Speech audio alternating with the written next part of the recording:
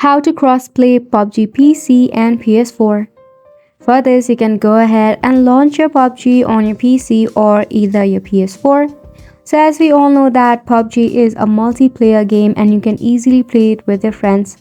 However, we highly doubt that you can crossplay between PC and PS4.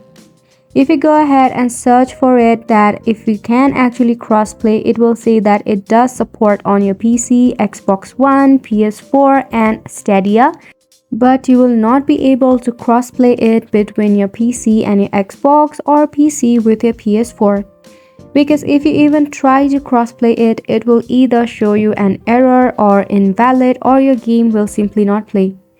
So if you really want to play PUBG with your friend and you want to play it on your PC or your console, make sure that you are only using PC and PC, which means that you and your friend both have to play PUBG using your PC. Or if you want to play with a console, make sure that you and your friends are using the console. And these rules are not changeable on our end. However, we can wait for an update or an upgrade as well. And maybe one day we will be able to finally cross-play between our PC and consoles. And that's pretty much it for the video as well. Thank you so much for tuning in.